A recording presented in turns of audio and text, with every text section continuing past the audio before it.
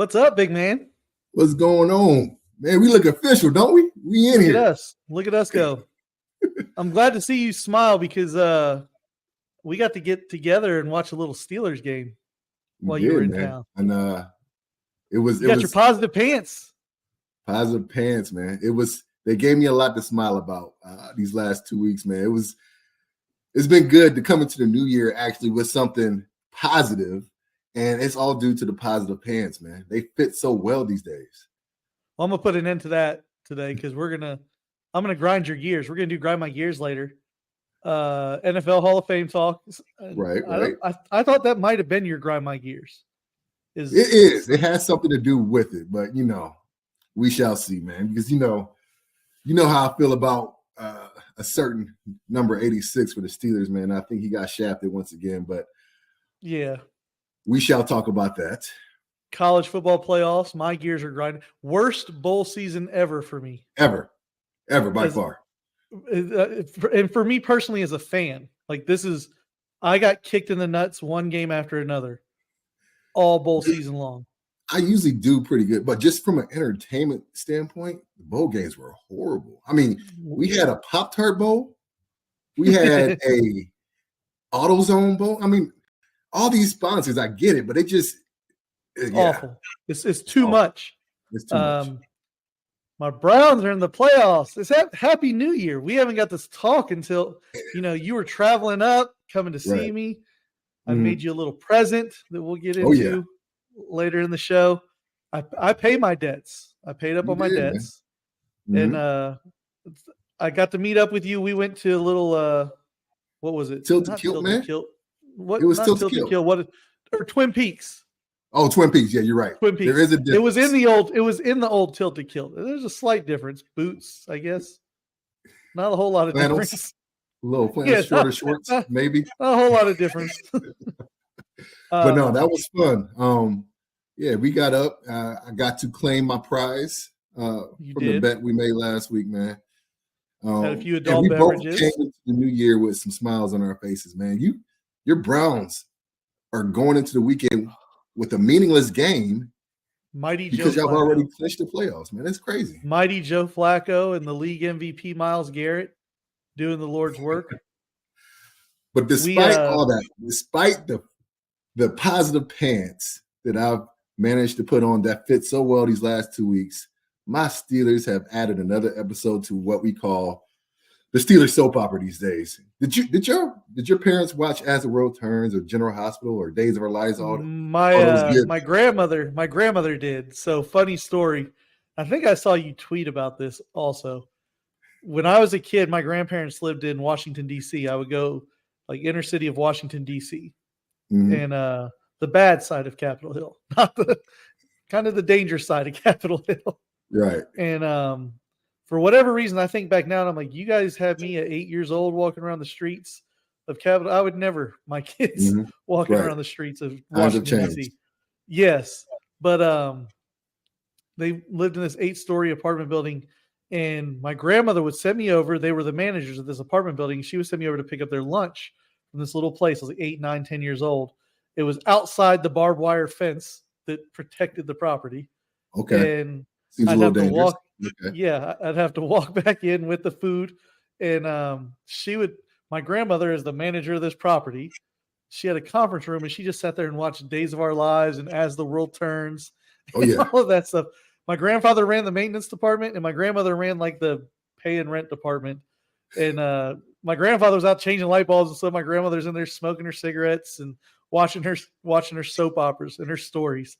Dude, all day soap long. operas were serious. I mean, you got people today that have been watching the same soap opera for 20 years. I don't know if they're still on or being in syndication or whatever, but before Price is Right or whatever comes on, I'm sure it's out there. There's that time frame between 10 and 2 where I could not touch the TV because you had Price is Right. Then you had one of the other game shows, and then you had 2 or 3 hours straight.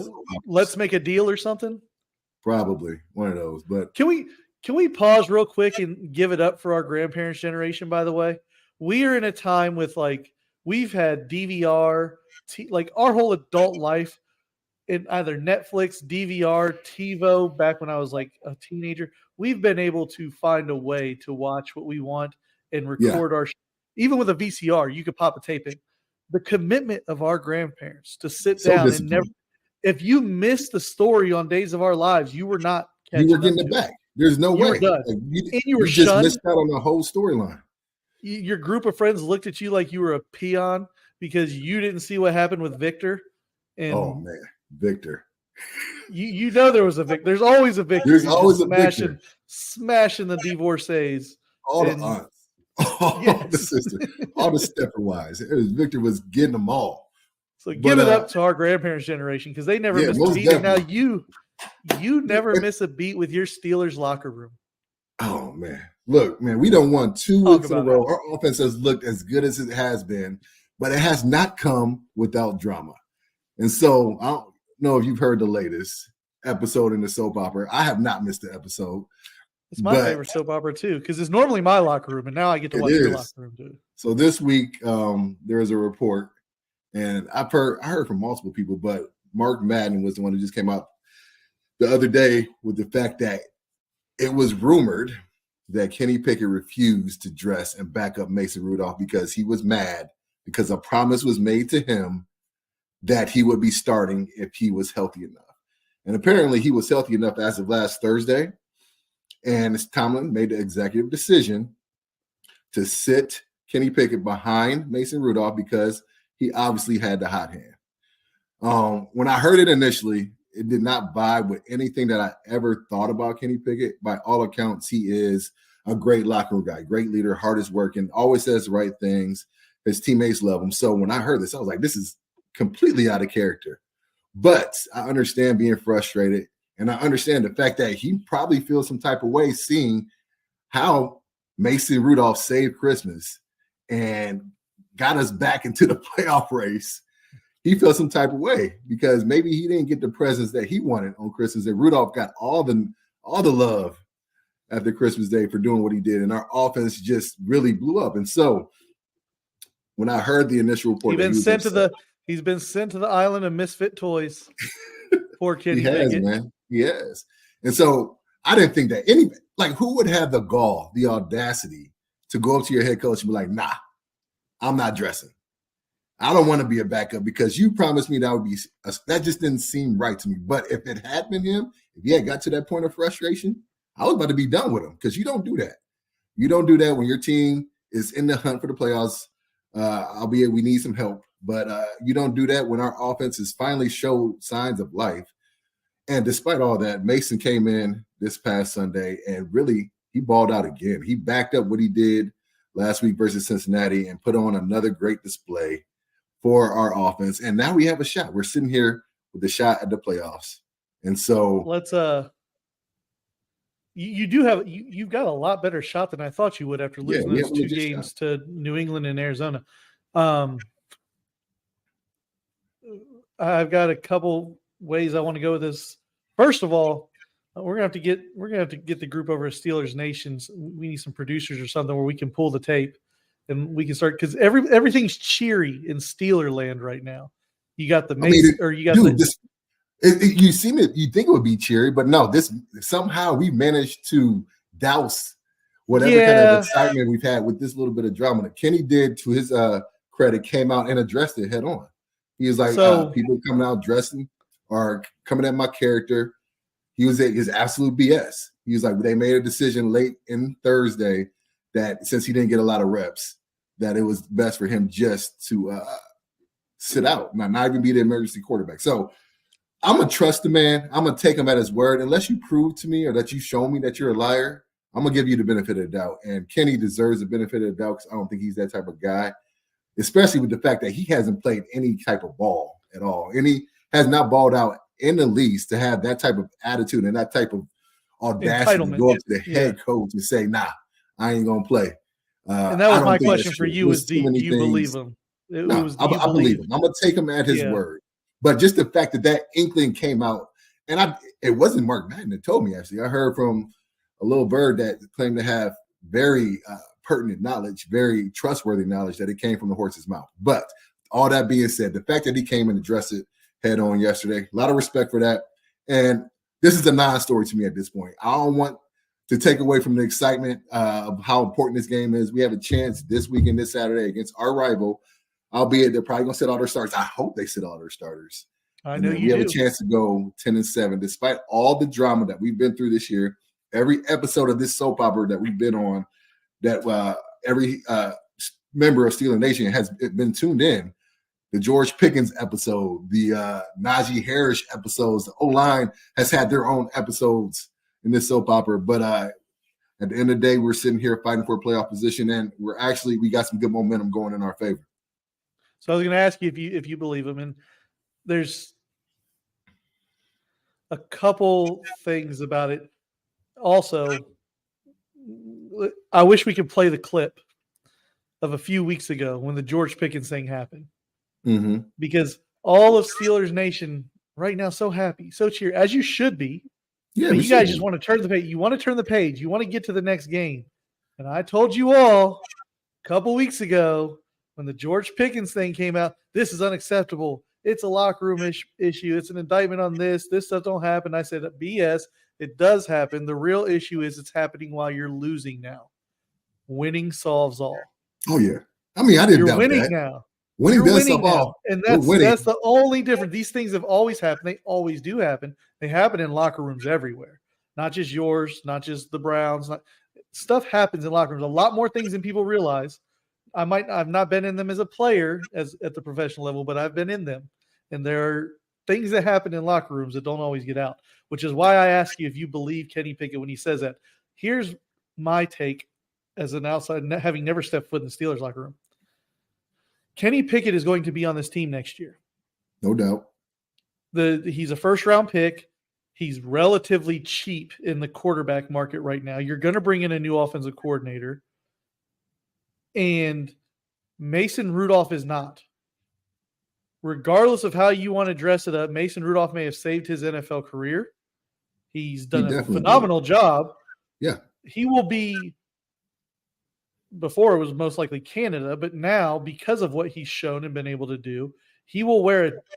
I will put another friendly wager with you up. He will be wearing a helmet other than a Steelers helmet next year, as will Mitch Trubisky. Kenny Pickett is the one. I think Kenny Pickett is the one quarter. When you look at the gaggle of scrub quarterbacks starting games in the NFL right now, Mason Rudolph has more than proved that he is capable. And he is in a situation where he will not get that chance. He could get the Mitch Trubisky deal that Pittsburgh gave him. He could go somewhere where they let him compete or hold the seat warm, give him a 2-year bridge deal for a quarterback coming into the NFL right now. He could absolutely get that. If the Bears trade Justin Fields to the Steelers or whoever else, and they don't want to start Caleb Williams right away, or whatever the Giants decide to do, Mason Rudolph could go and take snaps there. All right, so I'm going to pump the brakes a tad bit. I don't think Mason goes anywhere to be a stopgap starter. I think his best chance at being a starter next year is in Pittsburgh.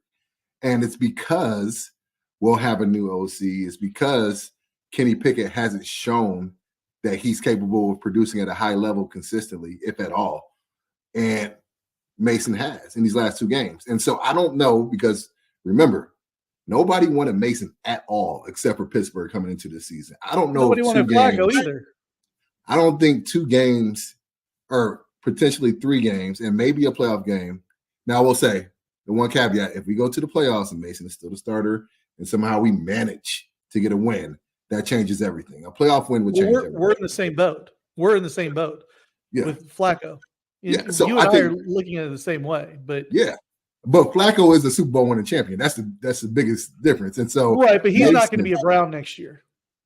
Oh, I think Joe is back in Cleveland again next year, and I think Mason is back in Pittsburgh. Maybe if Joe wins a Super Bowl, maybe just to give him his victory tour. But I think short of that, I don't think bring Joe and Deshaun back. But I think they'll bring Mason and Kenny back only because you can't go into an offseason with only one quarterback on your roster. So from a logistics standpoint, I think we bring Mason back. And I think he's proven enough to at least give Tomlin And Steeler Nation is going to, if Tomlin does not bring Mason back and he continues to play how he's been playing, dude, like Steeler Nation will let him have it because they already took this long when they've been screaming Mason's name from the top of their lungs. He already took this long to play him and started Mr. Trubisky 3-4 games, and we only won. I don't think Mitch has won one start, and so Mason comes in and win 2 right away in impressive fashion. Dude, they got to bring Mason back. It's not just him, it's the offense. So we're watching the game together Sunday, and you should speak on this more here. And I turned to you and I asked you, people don't realize that the quarterback position in the NFL is more than just throwing passes. When you know a system inside and out, like Mason has been in Pittsburgh forever now, right. It's about, and this is where a good offensive line coach and a good offensive line comes in too, making sure your team is set up in the one thing that drives me nuts, and I see teams do it all the time at the college and pro level, is illegal formation. It's a pre-snap penalty. It's just lack of focus and stupidity. It should never happen. Yeah, pre-snaps are the worst. If you ask any coach, any head coach, there's nothing that grinds their gears more than a pre-snap penalty. Right. And I'm not even talking about jumping off sides. I'm talking about lining up wrong, illegal formation. Because all you have to do is take a look around. You know what formation you're in.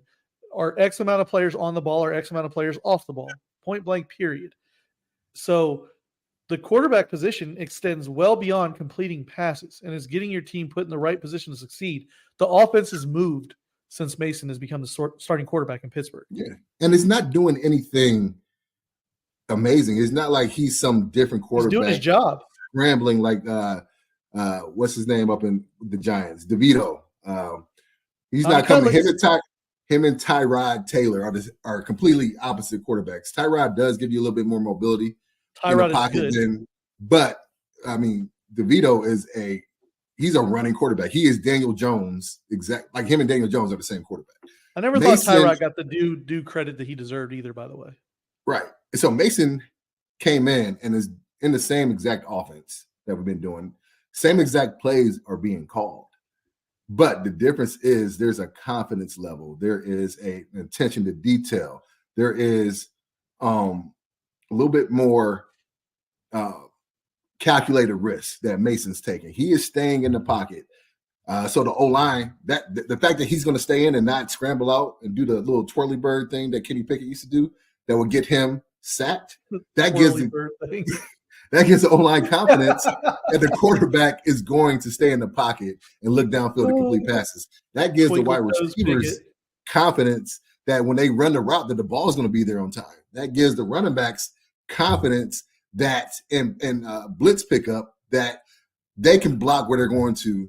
They know the blitz is coming a certain way because the quarterback is going to be in the pocket. So just little things like that have a domino effect. And a lot of times, and especially in this instance, it's worked out for the better for us because Mason is staying in the pocket, going through his progression, throwing passes on time, and because of those little nuance, that little change, it has given our offense all the confidence in the world.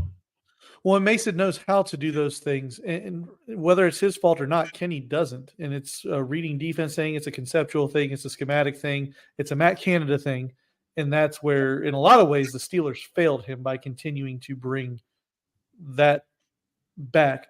Mason can draw on experience from prior, from he's been in this offense for better or for worse. Well, mostly for worse for the last 4 years. This offense is not a lot different than Randy Fichtner was before Matt Canada took over. So a lot of plays are the same. And just that experience of being in that offense, a similar offense, for that long is more than what Kenny has. And so Mason also watched somebody execute it at a high level when Ben did.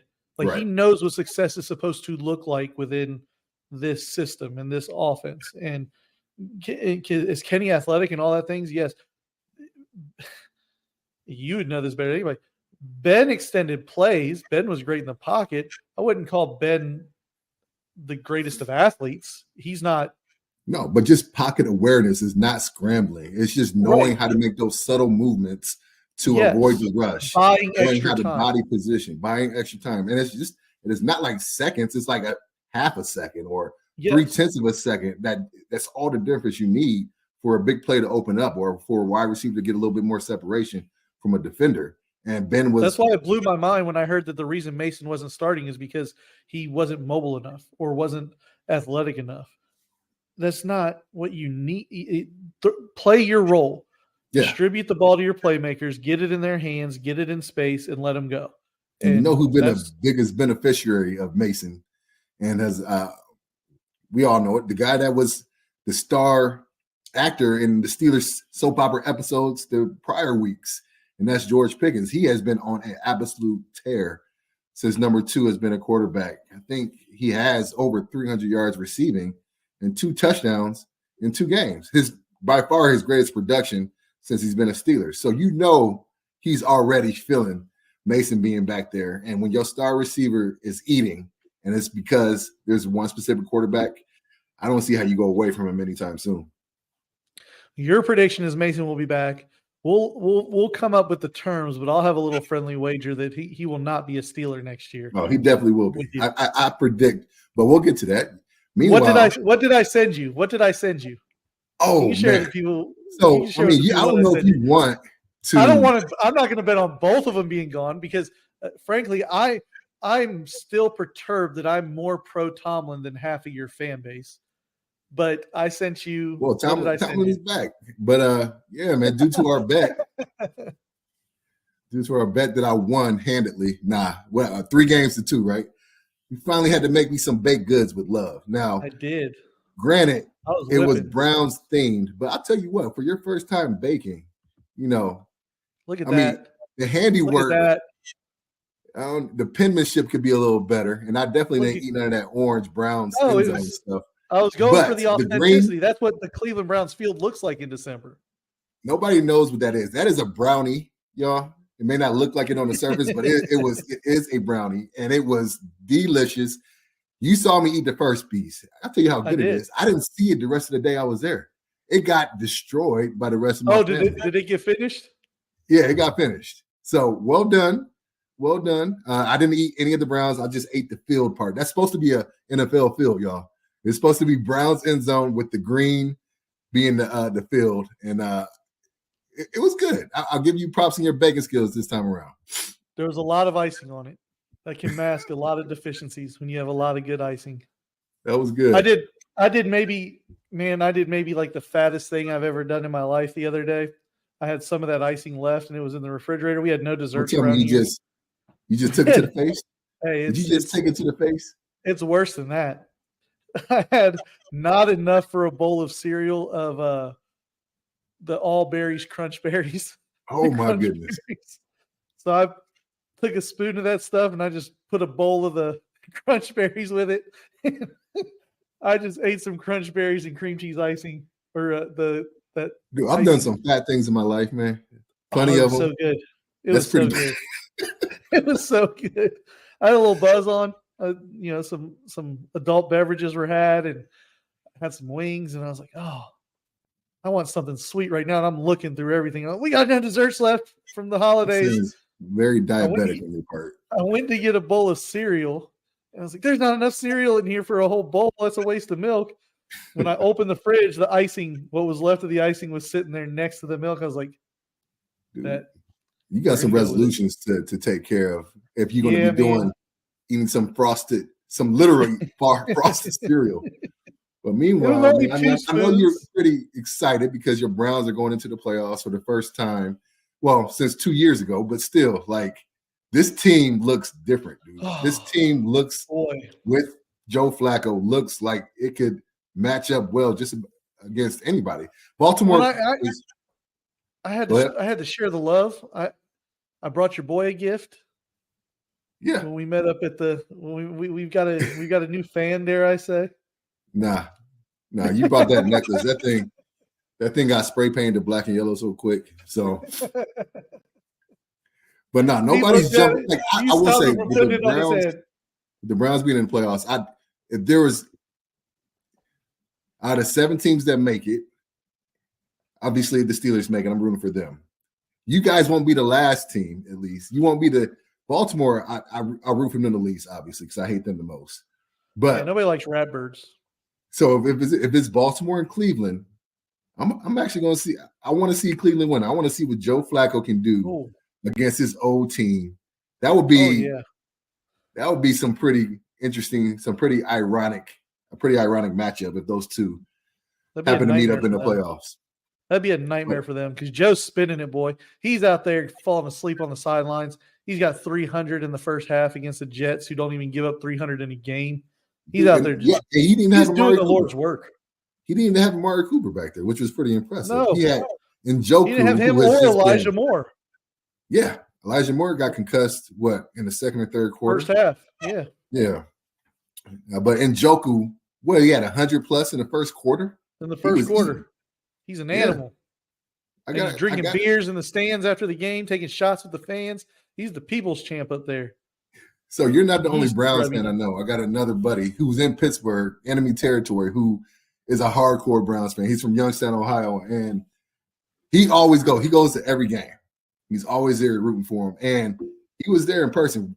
He's loving life right now. I've never seen or heard through the TV that stadium, the dog pound, that loud. It was impressive last Thursday to hear how loud and how excited that fan base is. And I mean, I know y'all living life right now. Enjoy. You guys deserve it. But this doesn't seem like some fluky Browns team that is making it to the playoffs. This looks like a team that can actually do some work.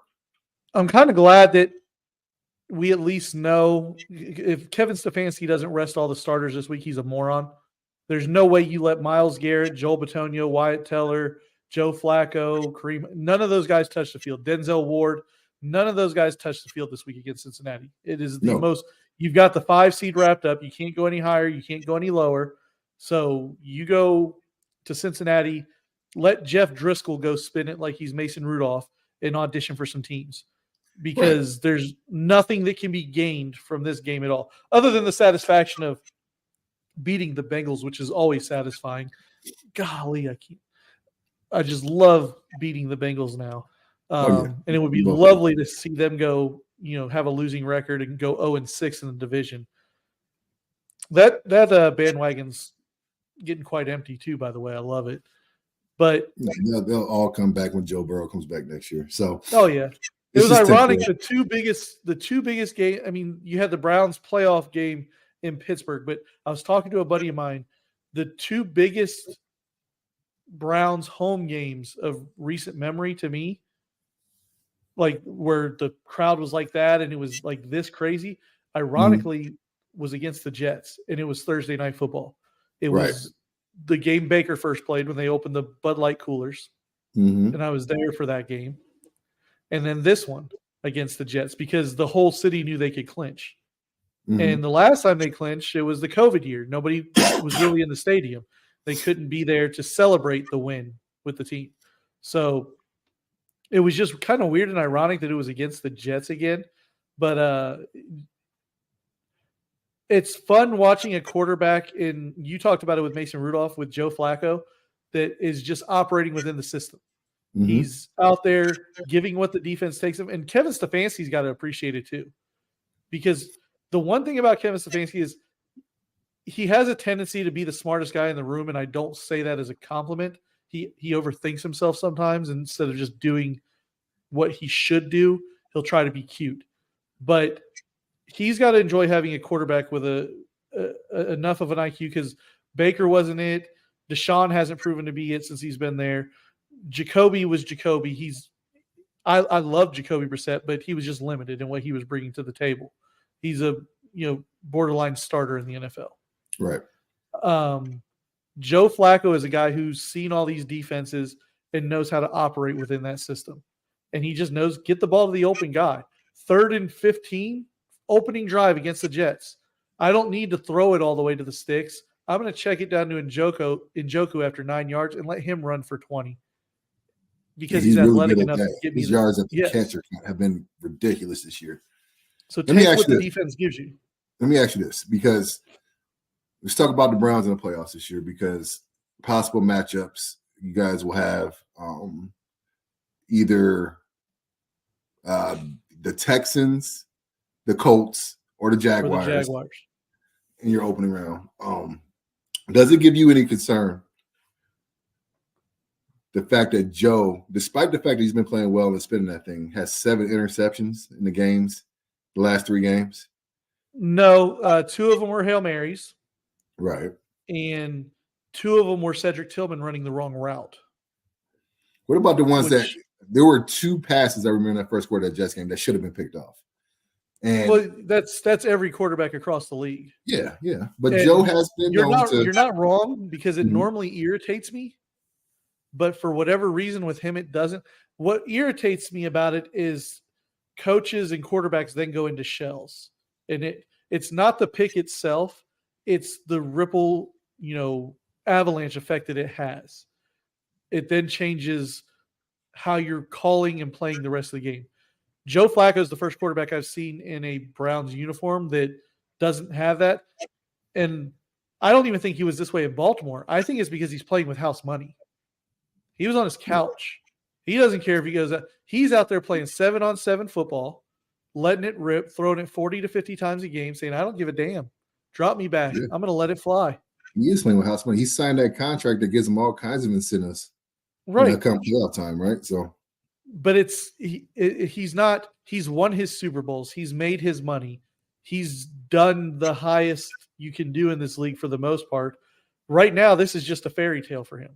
He's out there for the first time on a team where it's not, don't lose the game. Because let's face it, in Baltimore, you had that defense, you had the running game. It was go out there and play handcuffed. That was kind of he's never actually had these kind of weapons to throw to. Just cut it loose. Yeah. Just go out there and rip it and cut it loose.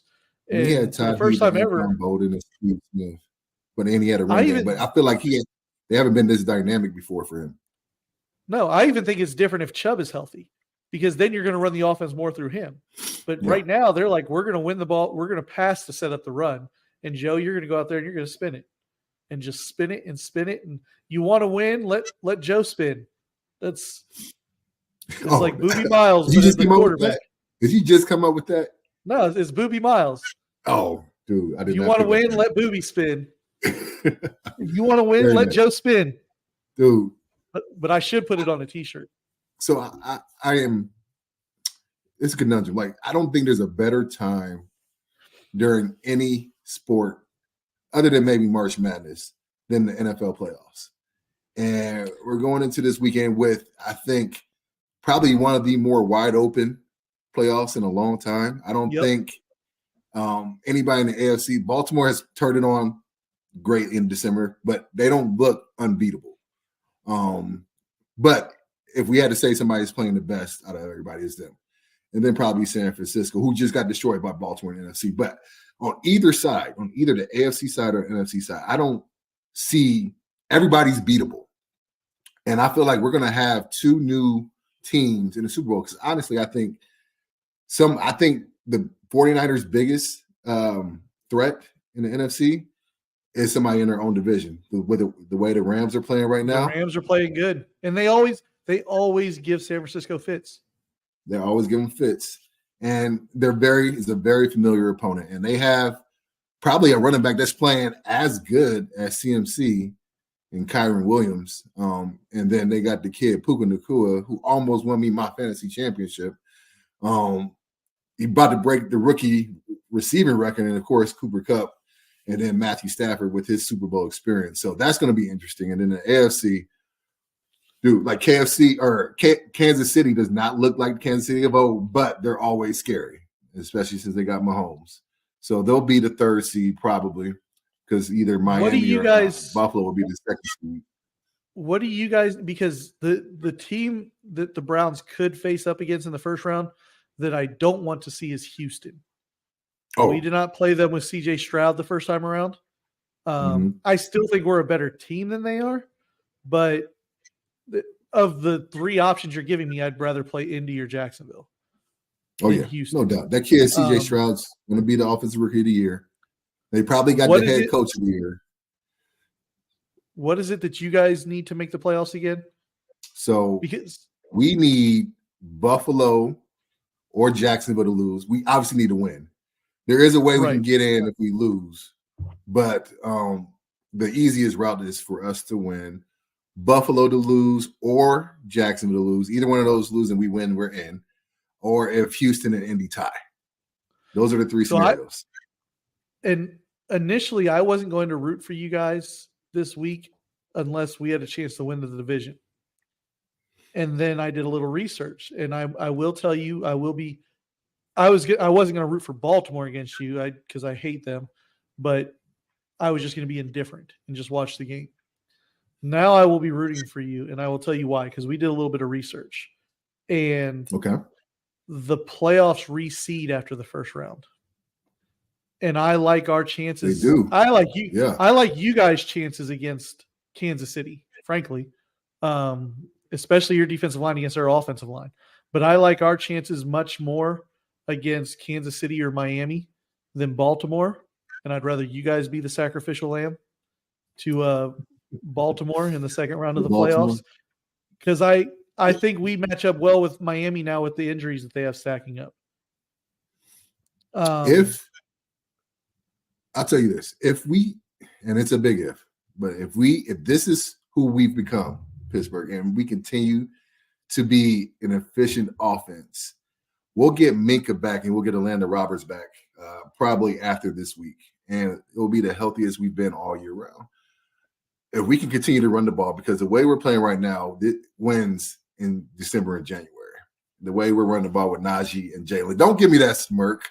I feel like you're smirking over there for a reason, man. Because I'm over here with my hope. I'll tell you why I'm smirking. I've been there. I've been there with hope before. I like the way, like I said, I did preface that by saying it's a big if, because we have not shown this type of consistency all year round. But we have 2 games in a row scoring 30-plus points, 400 yards of offense for the first time since 2020. And we had a quarterback that has not playoff experience, but at least game experience. So it does give me that little trinket of hope that we could win a playoff game, because we all know so many teams have gone on runs once you get into the playoffs that had no business, or you thought had no business making it all the way.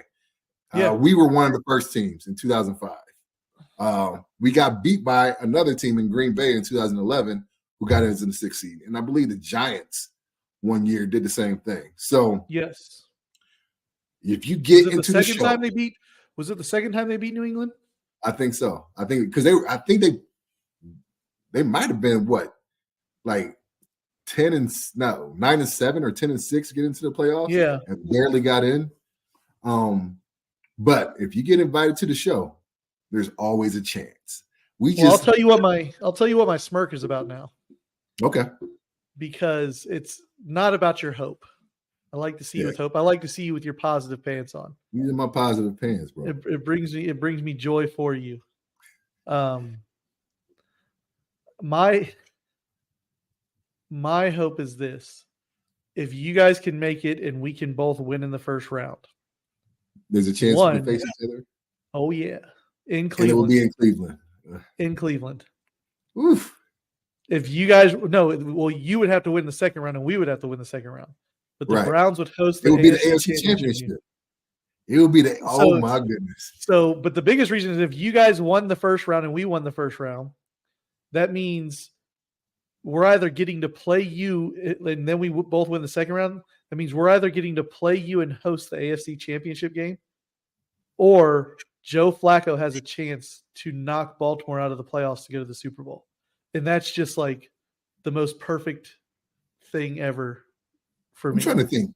We're not automatically the 7th seed if we get in. Who would be? No, I think you would be 6. Would be 6. Like if you win and Buffalo loses, you would be 6. But Buffalo would be Buffalo's 6. Yes. And Miami would be the 2nd seed. Who would be the 7th seed at that point? Houston, Jacksonville, or Indy. Whoever loses between Indy and Houston, because I know if Jacksonville wins, it would be one of the AFC South teams. Yes. And then 2 of the 3 would make it. If Jacksonville wins, because are they 9-7 or 8-8 right now? Yeah, they're all 9-7. We're all 9-7. Any of the AFC South teams win, and Buffalo loses, we're the 7th seed because they'll take the 5th or the 4th and the 6th seed. Okay. Because all 3 of them beat us. So I think maybe we are the 7th seed no matter what. But gotcha. That is interesting. What about on the NFC side? Who you got over there? Who do you think? Tampa was playing good ball before last week. They were, yeah. And I was assuming that Tampa was going to host Dallas. Mm-hmm. I thought on the road Dallas could lose to Tampa. And then the refs decided that Dallas was going to win that game against Detroit. Yeah. It's still hard to go against San Francisco. That team is so complete and so deep. They are. I don't like the way the Eagles are playing right now. I do like the way the Rams are playing. I don't like Detroit away from Detroit. I also don't like Detroit in the matchup against the Rams in the first round, which is what it looks like it's going to be. That's going to be another Joe Flacco type, going against Baltimore type game, going against a resurgence. Which, by the way, you guys get that officiating crew for your game on Saturday night. Oh, are you Brad Allen? It's on Saturday? Golly. Yep. Oh, my goodness. Look at that look. I do not want to see them. Real quick, you saw the statement about the NFL basically defending them, saying it's the onus of the player to make sure that they're basically saying, and don't get me wrong, there is some deception built into what Detroit tried to do, but the referee dropped the ball on that. There's no ifs, ands, buts about it. It was explained to him. It was explained to him. You got it wrong. In a year where refereeing seems like it's been as worse as it's been ever, that was kind of the icing on the cake, because that literally changed not the just playoffs. Refereeing. That crew, that's the same crew that missed the pass interference non-call for the Chiefs. Like, that crew has been terrible. Yeah. The Miami Philly game where Miami got penalized 10. That crew has been awful. I've never played in one game of football in my life where there was one team that had zero penalties. Dude, I never won a game without committing a penalty. I never got a call for all of them, but I held my ass off all the time. So it's kind of like fouling in basketball. You do it until it's called. Yeah. If they're going to let you get away with it. It's just like pushing. To me, the most egregious thing. So in the NBA a while ago, you and I used to talk about it when the Cavs and Warriors were going head to head in the finals every year. The most egregious thing was how they never called moving screens. Because basically the Warriors were teaching their big men, Andrew Bogut, Draymond Green, they were all doing moving screens on every play to free Clay and step up. And now wide receivers push off on every play. They do. Every single play. Every single play. My problem is they pick and choose when they're going to call it. Either call it or don't. But there has to be – it's like a strike zone in baseball. Don't call low inside strikes all game long, and then in the seventh inning, it's not a strike. Don't turn your head the other way on offensive pass interference or holding by the offensive lineman all game long, and then call it in the fourth quarter when it determines the outcome of the game. That's my problem with officiating. It's either a foul or it's not. And if it's a foul in the first quarter, it's not in the fourth quarter. And if it's not a foul in the first quarter, it's not in the fourth quarter. So stop picking and choosing when you're going to do this stuff. Yeah. And that annoys me too, but they're not even getting to that point. Like, that's not even, they are making egregiously bad calls or bad no calls. Yep. And it has literally affected the playoffs on the NFC side. And I hope they don't screw us this weekend against Baltimore, but you really got to go into the game refereed by this crew with a certain understanding that some things may be out of your control. It sucks to think that. It always is an element that the refs will have an effect on the game, but you never expect a crew to have that type of effect on the game that really, I mean, they screwed Detroit. There's no ifs, ands, buts about it. I mean, I heard their fan base afterwards. They were livid and really can't blame them at all. They should be. But it should be a fun playoffs, man. I'm looking forward to it. I think is wide open, and it's anybody's Super Bowl. It's going to be a good matchup, I think, in Vegas come February. Next week when the field is set, we'll pick an AFC and NFC champion. Got it. On one of next week's shows, But because we'll have some picks and stuff to do. But before we're going to do grind my gears, but talking about playoffs, the college football playoffs. The Bama-Michigan game was about the sloppiest, who doesn't want to lose less game that I've seen. I love the physicality of it, but my God, Alabama center.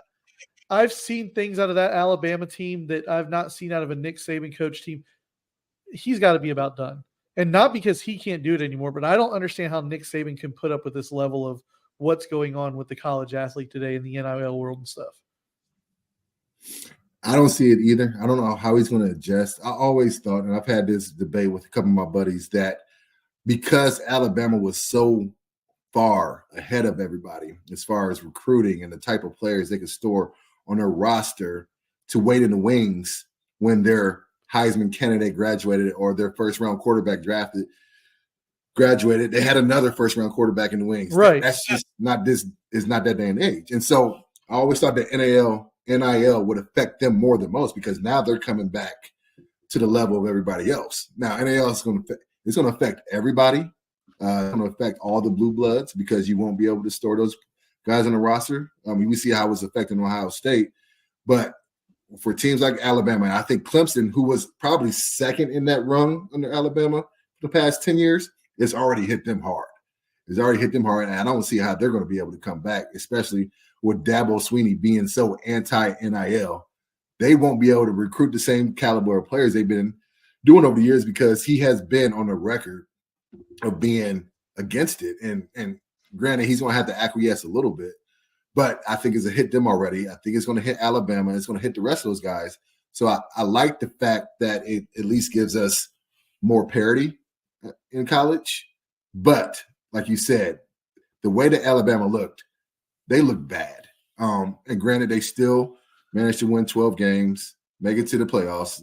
We both on the record saying they didn't deserve it. And at the end of the day, they only lost in overtime. But how they lost in overtime? Dude, 2 runs by Corum, a 4-yard run, and then he just went into the end zone on the second at 20. I can't remember how long it was.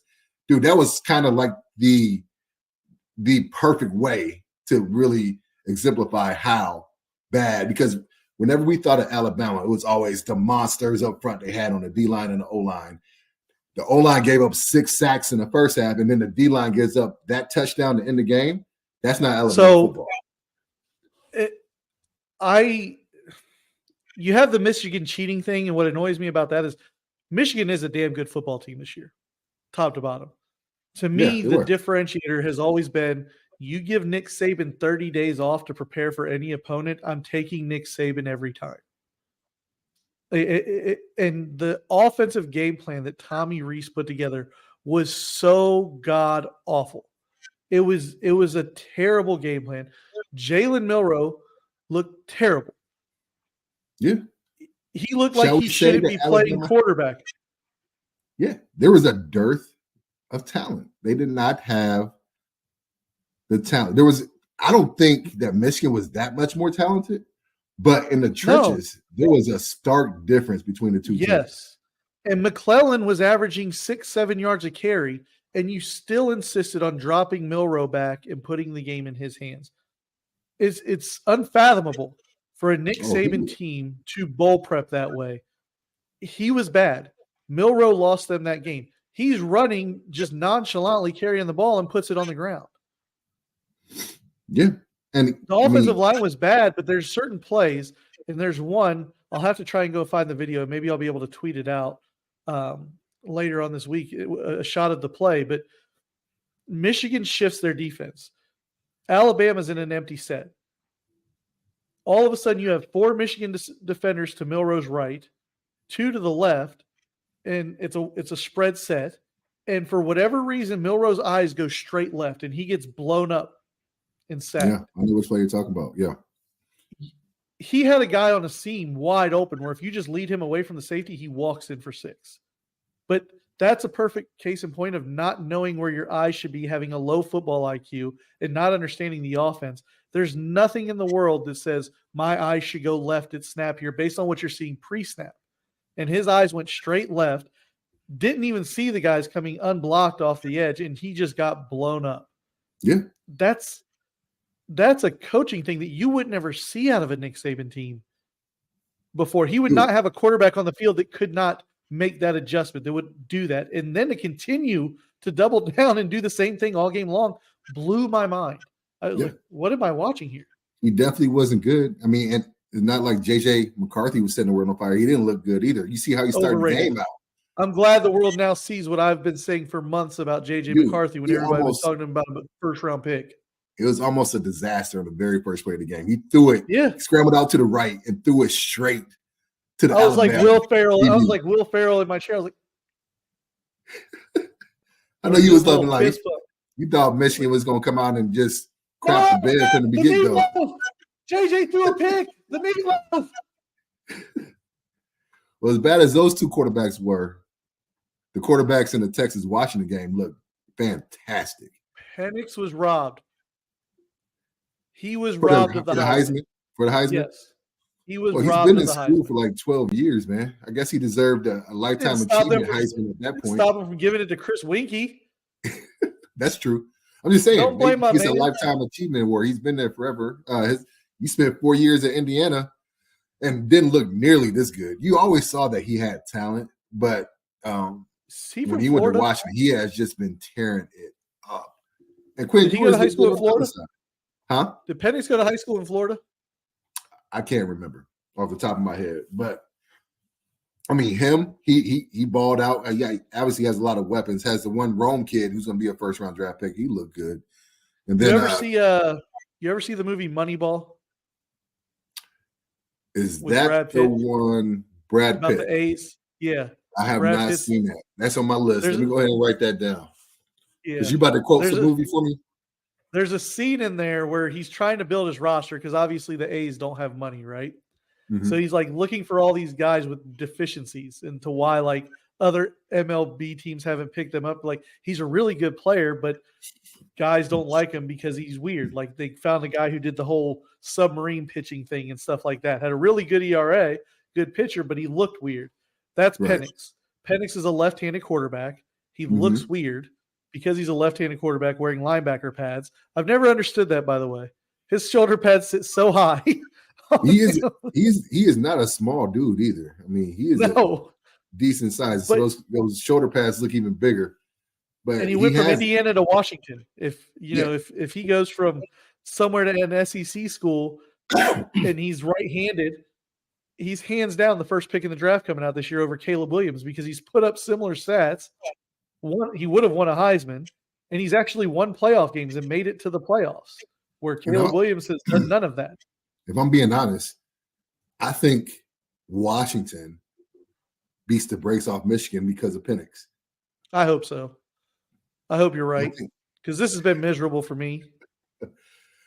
Dude, if Michigan brings the Big Ten a championship, dude, I'm just gonna wear a big M around you all the time, just to piss you off. Oh man, see Missouri, the damn Missouri thing, and we got I have a problem with capital M's, man. What the hell, man? Listen, we're gonna save Ohio State for the next show because I don't have nearly enough time to go into it. We're gonna go ahead. You want to go ahead and just you've done turned it sour. You want to do grind my gears now and just go ahead and. Really, I want you to get something off your chest. Obviously, your gears have been grinded just by talking about Michigan and capital M's. It pisses you off. So let's go. Let's grind my gears. You know what really grinds my gears? Loud noises! And you know who I'm going to get pissed at? Go on. I cannot stand these Bengals fans that just come out the woodwork. Another thing that grinds my gears. Nothing pissed me off more seeing what happened with Florida State. Boy, that escalated quickly. They are trying to act like folks aren't dumb. Hey, that was quite a rant there. And that's what really grinds my gears. And here we go. You know what really grinds? I'm going to give the floor to you first. Well, dude, mine is completely out of left field. But you want to know, and I just experienced this. What really grinds my gears is the last hour and a half of a 10-hour drive. When you're in traffic. So we drive up to Ohio. Google Maps state of Ohio. It's, to each his own. Beauty is in the eye of the beholder, so I'll let you have it. But my parents stay there, so I like it enough. My cousins stay in Columbus, and that's who we went to visit for New Year's. So we make the trek from Atlanta, Gwinnett County in Georgia, and we leave at 3:30 in the morning. Going up there is fine. When you're going towards a destination, It's always better. The drive is always better because you have something to look forward to. You're excited. Something fun, something that you haven't done in a while. The kids are going to play with their kids. They're geeked about it, even though the "Are we there yet's" happened about 5 hours too soon. But granted, we get there. It's fine. An 8-hour drive takes 10 because we have 3 little ones and they have to go to the bathroom every 2 hours. It is what it is. It's the life of a parent on a road trip. But when you're coming home and all you want to do is just get into your house after being away for 5 days and lay in your bed, why is it that last hour and a half, 2 hours feels like eternity? My goodness, we had got to Georgia and we could see the light at the end of the tunnel. We go into the state 2 hours away and we get to just outside Atlanta. It said an hour and a half away for another hour. Like we were an hour and a half away for an hour. So basically it took us 2.5 hours to drive an hour and a half, because if anybody knows Atlanta traffic, if you get there around 3 or 4 o'clock on a business day, there is nothing you can do about it. You have 7, 8 lanes of highway, and somehow they're always jam-packed. Always. You know what's bad is irrational thoughts start going through your mind like, forget this. I know we're only 2 hours out, but I'm getting a hotel. I'm done. Yes, I'm over. Exactly. We're pulling over. We're going to dinner right now, and we're getting a hotel, and I'm going to bed, especially when you do that early drive. Like the most irrational thought, you would never, ever think, oh, I'm an hour and a half from home. I'm getting a hotel. But in that moment, 10 hours on the road, you're like, where's the Hampton Inn? I'm going somewhere. Look it up on Expedia. We're going somewhere. We left at 6 o'clock, and everything was smooth sailing. We get through Kentucky, cool. We get through Tennessee, cool.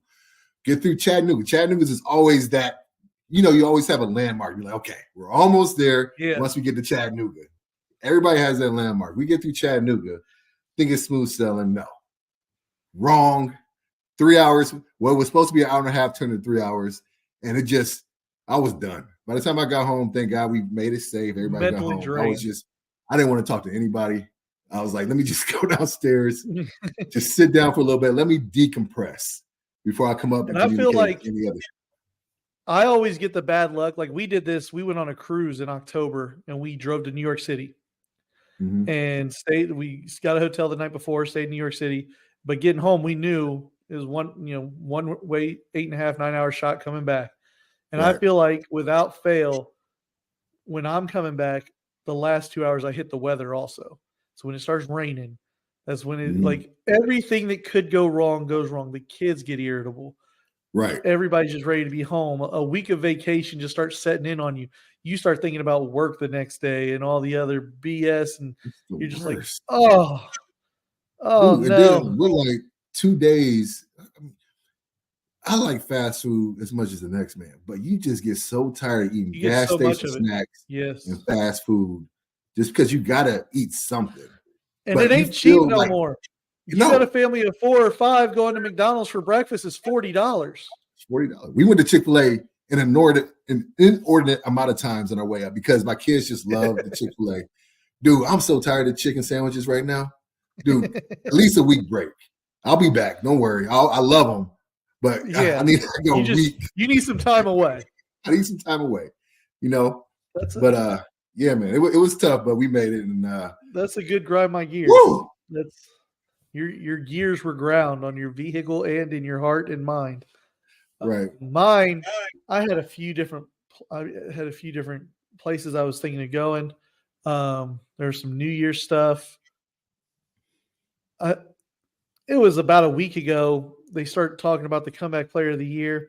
I see DeMar Hamlin as the comeback player of the year. I thought about that because first and foremost, you're happy the guy's okay, but he hasn't played. And it annoys me, us making all these off-field storylines on-field award type things, if that makes sense. Like that truly perturbs me. But I have to go with the state of Ohio State football. Me, you, and your cousin sat and talked about this for a while at the restaurant when we were at Twin Peaks. Ohio State lost the game. It's not about them losing the game. I don't even care that they won or lost the game. You learned nothing from this game. It was supposed to be what you saw, what you got out of Devin Brown, so you could know what your quarterback room looks like going into the spring. Even Tennessee got to see what their freshman quarterback is going to look like going into next year. He looks good. He does. He looks really good. But you learned nothing from this game. You didn't show up. The offensive line was terrible. They actually did a pretty good job of somehow talking a lot of these players into playing in the game that otherwise probably wouldn't have. And that's the product you put up, not against Alabama or Georgia or USC, Missouri. That is what you put up against Missouri. Because Ryan Day's an awful head coach. That's why. And you hate capital M's. You can't get past the capital M's. You know what? Somebody puts a capital M. Next time I come, I'm going to wear a big capital M, and you're going to be so terrified, you won't know what to do. Just for that, I'm going to tell my kids that we're not allowing M&Ms in this house for the next calendar year. And it's because Missouri, of Trai. Capital M, Michigan, capital M. Y'all can't handle it. It just does something to your psyche. We beat Miami of Ohio. Is that a capital M? Marshall. Yeah, I guess that's a little. Yeah. That's a MAC school. That's a lowercase M. But the capital M's is the one that gives you. We beat the U, Miami. Okay. But it was just so disgusting to watch. Like there was nothing to be gained from that. It was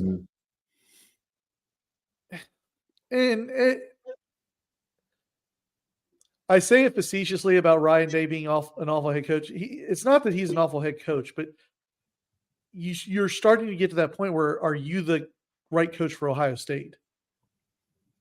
I mean, you guys because his resume right now looks very Harbaugh-like before Connor Stallions. Well, Harbaugh might be leaving, so maybe you guys just in luck. I'm sure he will be. If he's smart, he will be Chargers coach next year. I can see that. The cheating stuff and all the NCAA stuff aside, Michigan is losing a lot of players to the draft, like graduating and stuff. They're going to lose a lot. This is his best class. And Harbaugh's always been an opportunist where he goes out at the right time. Like he's the head coach for the Chargers next year. That's my prediction. I think so as well. But that's my grind my gears is just the current state. There's nothing you can do but vomit about when you look at the transfer portal and the NIL and what other schools are getting in. They're still talking to the kid from Kansas State, I guess, to maybe get it. He just finally officially said that he's coming to visit Ohio State. Will Howard, I think is his name. Oh, Will Howard from Kansas State? Yeah. Yeah, he's coming. So I heard Cam Ward entered the draft, so he's out of it, right? I know you guys were. Oh, did he declare for the draft? I heard he entered the draft. That's just don't quote me on that, but at least what I heard. But it's funny what perspective would do to you because you guys and your 1 or 2 losses are just in the dumps in Ohio State, and I'm at 8-5 Northwestern with our coaches, Big Ten Coach of the Year, David Braun. Despite all the mess we went through this year, I'm as excited as I've been to be a Wildcat alum and fan in a while. And so it's funny how that works, right? I told you we're kindred spirits, you and I, because how I feel on Saturdays is how you feel on Sundays, and how you feel on Saturdays is how I feel on Sundays. Northwestern is very Browns-like, sprinkles of success here and there, throughout their tenure. Yeah, and I can't even. The Buckeyes are very Steelers-like. You're just used to a standard of success, and that just is what it is. And it is what it is. All I know is we got a good weekend coming up because you have a meaningful game coming. Because it was looking dicey there. If you'd have lost either of these last 2 weeks, this weekend would not matter for you. I know. We got something to look forward to, and we're both a little superstitious. Huh? I found out we're both a little superstitious. A little stitious, but these positive pants are going to show up again on Saturday. They go into their special room in my basement. Nobody opens that room for the entire week. They're pressed. There's a nice little crease in them, and they stay in there by themselves until it's game day. And so they will be there on Saturday waiting. And we have a 4:30 kickoff on Saturday. The Monday night crew is in town. Yeah. Troy Aikman, Joe Buck. And we're going to see what happens. My wife said she's not coming. My wife said she's not coming to Atlanta again. Oh, she's my good luck charm. Come on, Liz. she says not happening. We're FaceTiming. I'm a FaceTimer. I'm going to get a Liz cut out. That would be weird, though. My basement. But you know what? Since we're already clinched for our spot and nothing can be gained by my game, I'm gonna go ahead and give you a break. You know what I'm gonna give you a break from this week? What's that? My little picture that I send you every Sunday, and the song. Need to see that. I don't need to see Wonderful. that message. You guys stick with tradition. Okay. You guys stick with tradition. So, all right, man. I'm glad you're home safe. We'll do it again in a couple days. All right, brother.